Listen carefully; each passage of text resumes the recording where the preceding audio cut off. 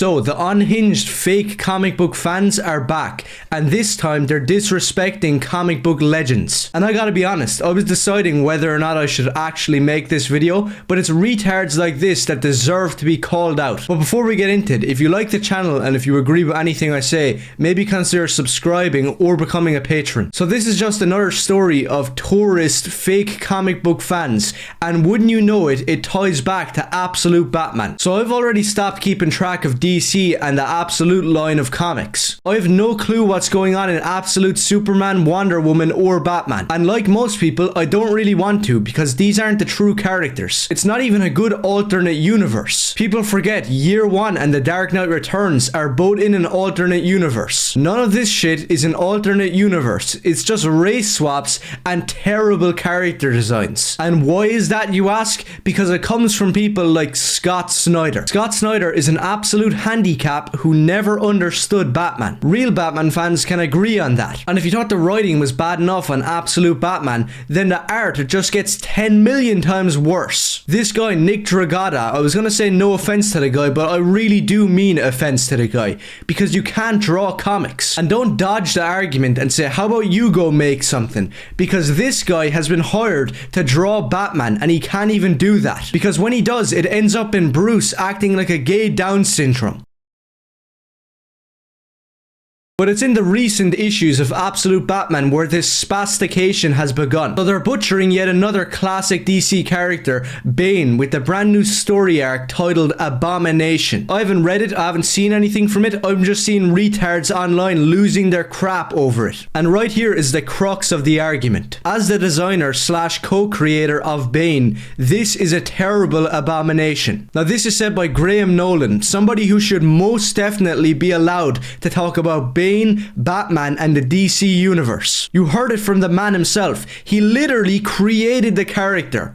He designed Bane. He's allowed to say whatever the hell he wants about him. And rightfully so, because what the hell is this shit? Why is Bane's head the size of a pea? Why is the rest of his body like an effing boulder? As I said earlier, this Nick Dragotta guy can't really draw. Everyone's heads are tiny and retarded and they're usually crying. And as you know with the internet, some random handicap comes in and just ratios a comic book legend. Proving that ratios, likes, comments, reposts mean absolutely nothing. Modern comic book fans and civilization as a whole are usually majorly retarded. Imagine being so miserable that you have to shit on other artists' work on Twitter. I think it's time for bed, Grandpa.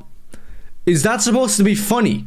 Can you go away and read a comic book and then start commenting at a comic book legend? It's genuinely insane and one of the biggest examples of fake fans. Another guy with 3,000 likes. No, it's Bane. Abomination is a Marvel character. Very funny joke. Once again, you're handicapped. And these people are my least favorite. People who actually have respect for comics but yet tolerate absolute bullshit. Graham, you rock, man, but don't you think that there's room for other artists to reimagine the character? No, there's no room at all. There's only room to reimagine a character if the character sucked in the first place. There's nothing wrong with reimagining a character if it's for the good. Just look at the Guardians of the Galaxy and what Abnett and Lanning did in the 2000s. They took some team that nobody even ever heard of, Star-Lord, some comic from the 70s, and made them into a legendary team, spanning like 10 years of comics. Some of the most obvious ones come from the legend Frank Miller. Before Frank Miller, Daredevil was not the character he was today.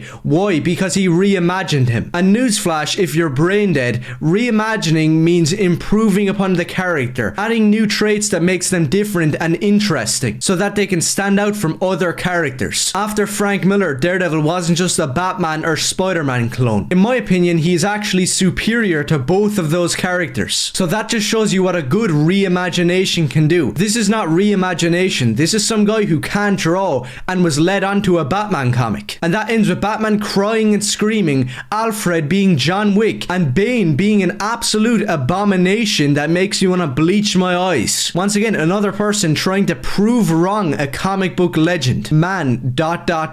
clearly a tribute to Kelly Jones's work. Compare the two images. Kelly Jones's Batman is awesome. It takes the horror elements of the character's origins from the 40s and 70s and really accentuates them, reimagining Batman in an awesome way. And not only does this panel look great, but the Batman and Bane both look better than the one on the right. Batman's cape is blue. He has white eyes. Bane wears an iconic mask and it's in full view on the left where his head is normal size. So I don't give a shit if it's a tribute to Kelly Jones or whoever. It just plain sucks. And we have another massive fake fan here who needs to go read a comic book. Scott Snyder might actually be the greatest to ever do it. So already one of the worst statements a human has ever spoken. Scott Snyder is some gay dude who should be working in Starbucks with blue hair. He shouldn't be writing a Batman comic, and it really does show in his run and in Absolute Batman, because it turns Batman into a puny, weak gay and not what he should be, a strong, stoic detective. And before I read on, you can be the most liberal, Marxist person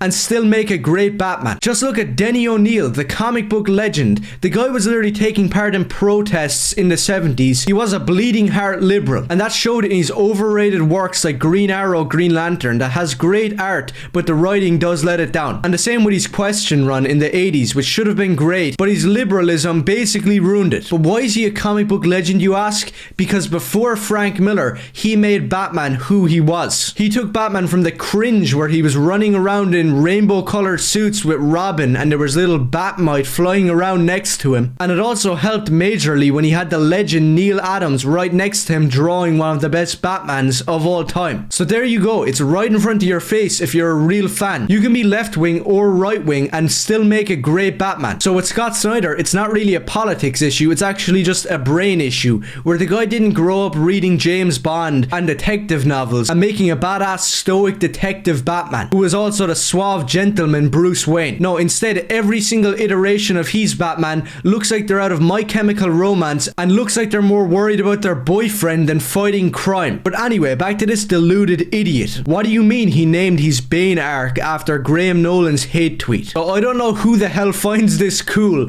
but it's not. Naming the arc Abomination because the person who created the character called you out is not some sort of own. If anything, it's petty and you need to get off the internet and focus on using your brain and writing Batman. And to end off the video, I just want to bring up this tweet that I saw, which is one of my least favorite talking points in the comic book community, which is filled with fake fans, gay freaks, people with Palestine, Israel flags all over the place. Fuck every single one of these insufferable people. But somebody tweets saying that what if James Gunn gave Robert Pattinson's Batman wide eyes? Now, I don't think that Robert Pattinson should ever be playing Batman. He looks, acts nothing like the character. He should go back to being autistic and using TikTok. And as for James Gunn directing Batman, no comment. What this guy's saying is, what is the obsession with wide eyes in a comic book movie? Some people have to realize that certain things can be medium specific. Not really. The best looking Wolverine on screen ever was in Deadpool and Wolverine when he had wide eyes. And yeah, when Nolan did it in The Dark Knight, it didn't look that great, but I think it's something that should be done after years of seeing these characters looking nothing like the actual character. All I see is these riddling autistic ADHD kids all over the internet talking about how Robert Pattinson's Batman is so relatable and how awesome he is and how he just looks around the room. When he walks into a crime scene, it's not like the comics where he has wide eyes and he looks like Dracula or some sort of badass. No, instead you can see every single emotion as his eyes are twitching around the room because he just wants to get back to using TikTok. I'm sorry, but that's not Batman. It never has been. Batman has wide eyes. Most superheroes have white eyes. Now, I'm not the most massive fan of Daredevil on Netflix because nothing will beat the comics, but at least they realized that and actually gave him the red lenses. And to finish off this stupid argument, you can just use the simple philosophy of if something is cool, then people will like it. And everybody knows it. Batman just looks cooler with wide eyes. It's one of the best things about good Batman runs, like the Denny O'Neil, Neil Adams run. Jim Apato's Batman, Kelly Jones, Norm Brayfogle, Frank Miller, David Mazzucchelli, and rest in peace Tim Sale, who in my opinion opinion, drew probably the best Batman, or at least one of the best. And it's why the comics will always, undeniably, never forget it, be better than every single movie. And most of these people who I brought up today have no respect for industry legends, have no sense of what entertainment should be, are all deluded idiots or just communists. But the most important part is that most of these people have never ever read a comic book. So if you agree with anything I said in this video today, and if you're a real comic book fan, do let me know and maybe consider subscribing. And if you're one of those woke retards out there, fuck your absolute Batman, go complain to your boyfriend.